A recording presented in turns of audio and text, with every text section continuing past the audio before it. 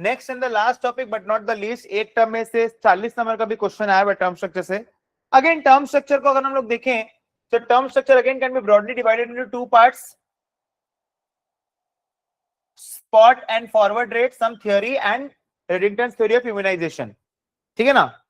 सो अब अगर आप इसमें देखते हैं, again worthy enough to spend 2 to 3 days for first time revision. Okay, so इसका जो theories of the term structure of interest rates है that is very very very important. So the first is spot and forward rates. So I will select 2 to 3 good questions for you all. April 14 question number 9 very important. ठीक है, उसके बाद में अगर आप देखते हैं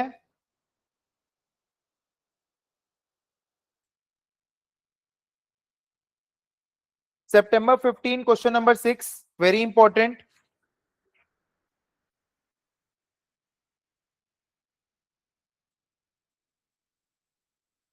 September 16 question number 8।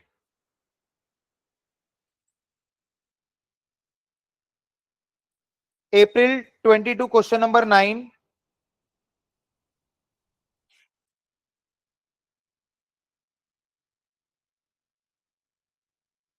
September 22 question number 6। तो बेसिकली ये आपका बेसिक था स्पॉट फॉरवर्ड रेट से। अगेन उसके बाद में हम लोग का जब ग्रॉस रिडेम्पशन यील्ड निकालना होता है यूजिंग स्पॉट फॉरवर्ड रेट्स, सो उसमें भी अगर आप देखेंगे मैंने आपको मार्क कराया है ना, April 22 question number 9, September 22 question number 6, एक और मार्क कर लीजिए।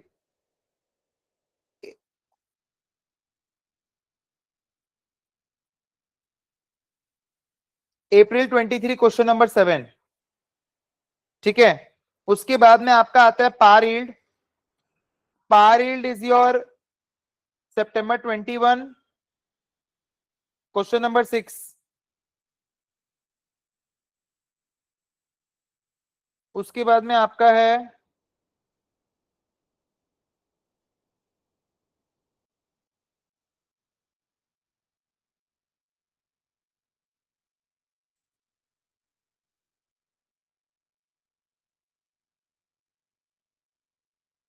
April 18 क्वेश्चन नंबर 9 हुआ क्या, चेक करो तो। April 18 question number 9। ठीक है, उसके बाद में आपका कुछ थ्योरी क्वेश्चन है।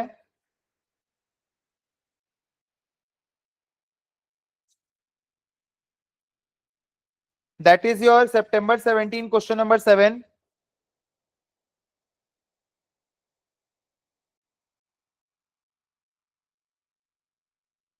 September 14 क्वेश्चन नंबर 8 हुआ क्या, चेक करो तो।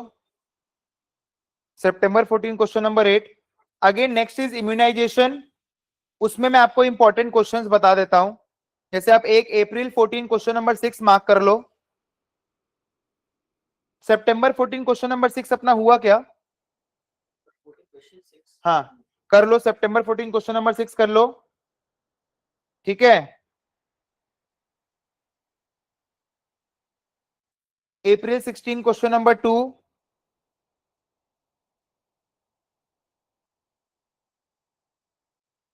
September 16 क्वेश्चन नंबर 11 हुआ क्या? ये भी लिख लो September 16 question number 11।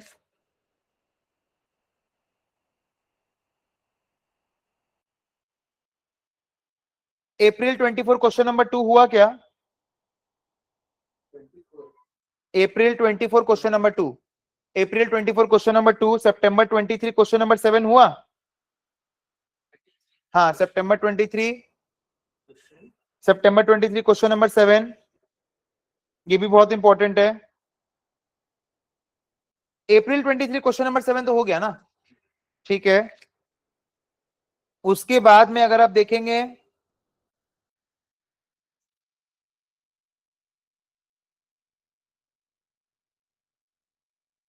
September 18 question number 10 हुआ? ये भी लिख लो। सो मोटा मोटी इसमें अपना सारा चीज पूरा बढ़िया से कवर हो गया है। सो बेसिकली अगर आप देखेंगे आपको टर्म स्ट्रक्चर को बहुत धीमे से रिवाइज करना है, क्योंकि ये एक ऐसा टॉपिक है जिसमें आप पूरा फंस सकते हैं। फंस सकते का मतलब क्या है? इसमें जैसे बहुत सारे टॉपिक्स है, जो ब्रॉड डिवीजन आपका क्या आता है, एक आपका आएगा स्पॉट ऑब्लिक फॉरवर्ड वाला, एक आपका आएगा स्पॉट फॉरवर्ड के बाद में एक आपका आता है इम्यूनाइजेशन, और एक आपका आएगा थ्योरी। तो एक ही अटेम्प्ट में 2-3 क्वेश्चन दे देगा, ये दे देगा 10 नंबर के लिए, ये दे देगा 15 नंबर, सॉरी ये इम्यूनाइजेशन वाला दे देगा 15 नंबर के लिए, बाकी सबसे नहीं देगा, इससे दे देगा 15 नंबर के लिए और इससे दे देगा 5 नंबर के लिए। तो ये आपका एक, क्योंकि ये आपको ये समझना होगा जब आप जॉब में जाते हैं ना, तो ये सबसे ज्यादा इंपॉर्टेंट टॉपिक है। तो ये तो आपको भयंकर अच्छे तरीके से करना है, ठीक है। तो बेसिकली अगर आप देखें खाली पेपर ए का मैं बात करूं, so first 1 day should be basics, 1 day should be loan schedule, 1.5, 2 and 2.5, मतलब इस तरीके का स्ट्रक्चर कुछ बना सकते हैं ताकि आपका 2, 3.5, 8 to 9 days में आपका पूरा सर्टेन कैश फ्लोज का पेपर ही रिवाइज हो जाए। 8 to 9 days में आपका मोटा मोटी हो जाना चाहिए। And 40% of the effort, 40% of the effort total should be in certain cash flows, 40% of the total effort. Now next comes the major topic which is contingencies.